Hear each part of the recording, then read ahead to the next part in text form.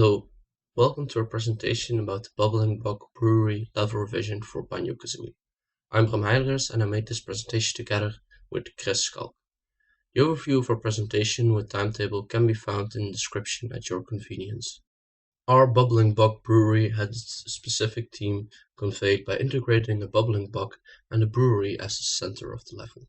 We solidified theme integration with a barrel production line, a brewing minigame, a buck brewer, a barrel basin, and by dressing the level with pipes and barrels.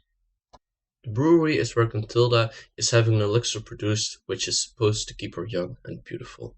However, the waste of this elixir is acid, and it's polluting the water which corroded all the pipes and turned the brewery and its surroundings into a nasty bog.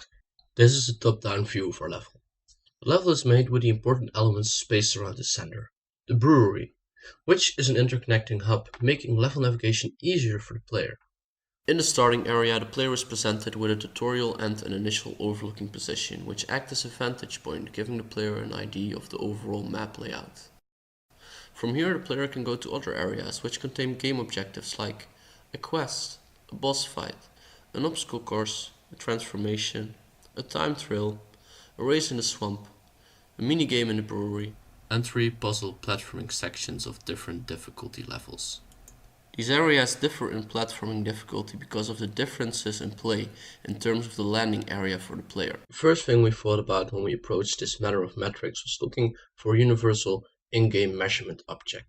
We found that the regular box in the treasure trove clove level was exactly the right jumping height. After testing the Mion's backpack, we quickly confirmed that, and subsequently found that 2 boxes matched the horizontal jumping distance.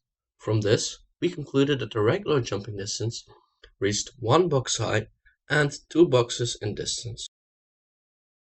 We continued to utilize this method and found that the double jump reached 2 boxes high and 5 boxes in distance. We subsequently found that the jump pad reached 4 boxes high, twice the distance of the double jump. We then tried to use the box as a unitive measure of scale, meaning that the height of 1 box would be 1 unit in our metric system. By using the boxes as a measurement tool, we found that Banjo walks exactly 2 boxes per second, the same distance traveled horizontally during a regular jump. After we established movement speed, we could start to figure out the average size of a Banjo Kazooie map. At first, we assumed the level would be about 60 boxes in diameter, which would be about 30 seconds of walking time. To test that, we simply scaled the box 60 times to see whether or not it would be fitting within the boundaries of the level. The result was a box which was about the size of the level we were testing, confirming our presumptions. We also integrated a scale of difficulty into our measuring tool. The 4 different colored cube fragments, each 0.25 units wide, signify 4 different difficulty grades, with red being the hardest difficulty level and blue being the easiest difficulty level.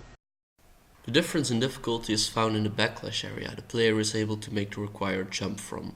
The bordering red means the player only has 0 to 0.25 units of play to make the required jump, which virtually means he must jump at the edge of the platform. If the edge of the reached platform is on the blue border, the player has 0.75 to 1 units of play from where he is able to make his jump.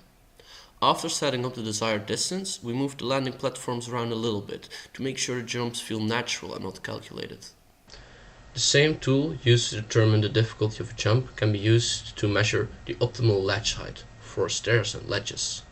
The starting point of the level has a very specific vista, which enables the player to instantly see the central interconnecting hub of the level, the brewery. The molehill is also directly visible to the player at the start of the level. This might invite the player to go start there and learn to use the wading boots. However, the player also has the freedom to go straight ahead and explore the map. On the left side of the brewery are the Prancing pipes, which are a medium difficulty platform puzzle. The player has to maneuver through this platform puzzle and finally jump past the witch switch to get the jiggy. Underneath the Prancing pipes is a racing track in the bog. The player is not allowed to race the water strider Wallo the Wobble-Legged before Banjo is transformed by Mumbo into a water strider himself. The player must race 3 sequential times. The race becomes more difficult every time you win by increasing the speed of Wallo the wobble-legged and by adding in new obstacles. There is a time trial over the course of the Prancing pipes and the starting area, with a Jiggy as reward. The time trial switch is located on the platform pipe of the Prancing pipes. The player has to navigate back through the Prancing pipes to the starting area, where the player has to climb a pile of barrels before he can pick up the Jiggy upon the raised platform. The player is able to choose several routes, and if the player doesn't reach the Jiggy in time, he must redo the time trial in order to get it. The player will find a village on the right side of the brewery. The quest given by Narker the Jammer will reward the player with a Jiggy upon completion. Narker the Jammer tells the player that the village has been overrun by red and yellow Fibbits.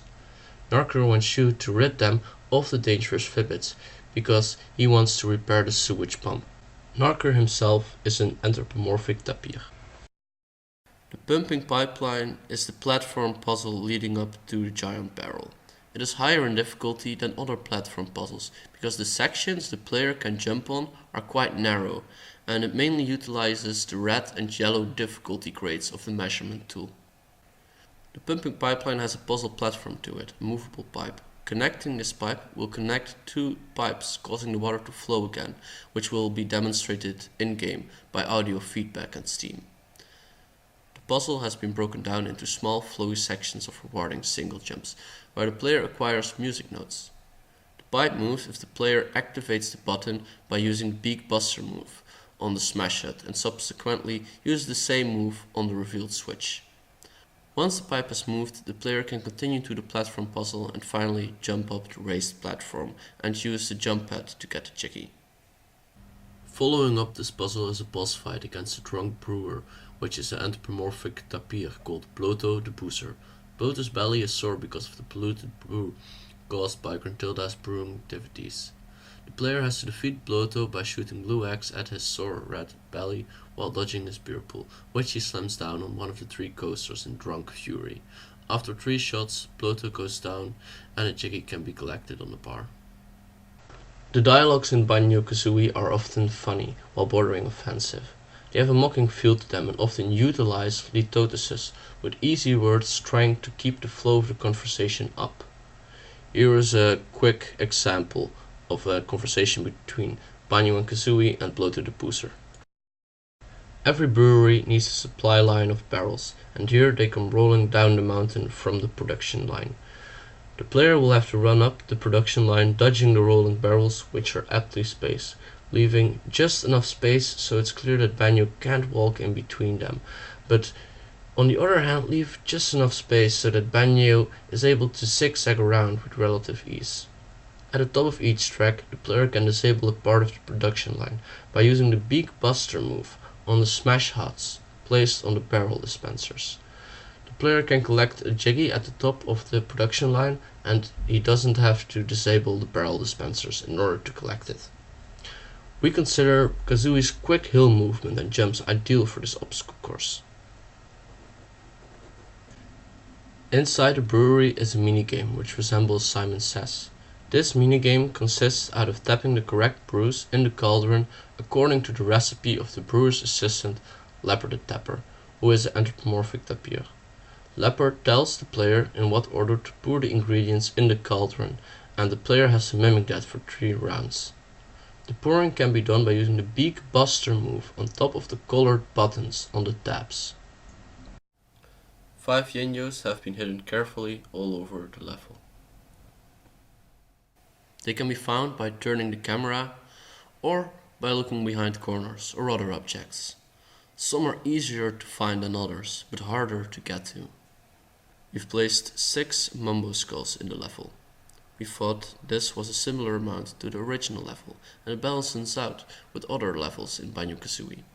Finding difficulty ranges from easy to hard to keep the player going and sustain flow, but also challenge the player. The extra life needs to be actively searched for, and is carefully hidden out of sight behind Bloto the Boozer. The player can reach this part in its transformed state, or by using the wading boots. Extra honeycombs are hidden in 2 pipes in the bog. These can only be reached using the transformation or the wading boots, because we want to stimulate the player to explore the bog. One of these is signposted by music notes to stimulate the player during the tutorial, while the other pipe needs to be actively searched for. There are 2 beehives placed in the level. One is placed near the enemies of the quest, and the other is placed close to a cluster of red fribbits near Mumbo's hut. This is to refill the player's health after being likely to have taken some damage. The witch switch is based near the end of the prancing pipes, where the player will pass it on its way to the jump pad. There are 18 enemies in this level, 13 fribbits, 1 yellow fribbit, 3 dragonflies and 1 boss. This is roughly the same as other levels of this size, save from Bloto. The enemies are placed at wide open spaces so the player can easily maneuver and possibly dodge them if necessary. The biggest concentration of enemies is part of the quest of Narker the Jammer. Mumbo's transformation transforms Banjo into a water strider, which makes Banjo invulnerable to the deadly bug. The transformation enables the player to easily explore other nooks and crannies of the level, where the player could not easily come before because of the time limit on the wading boots. Being a water strider will also allow the player to race against Wallo the Wobble-Legged to compete for a chickie. Note that we have integrated 3 enemies into the harmful bog, as we felt that more would make the level too crowded and difficult. We wanted to give the player some more breathing space, give him some escape routes for if he falls in the bog, which makes the level more prone to exploration and hunting for collectibles. Wading boots are a special move in our level. Use of these is explained by bottles in the starting area, where there is a pair of wading boots as well. This way the player can learn to use the wading boots before engaging in further travels through the dangerous bog. The area between Bloto, the boozer and the production line also has wading boots. We will now show a list with all the collectibles and resources of the level. This was our presentation about the Bubbling Bog Brewery level revision for Banjo Kazooie. Me and Chris thank you for watching and we hope you enjoyed our video.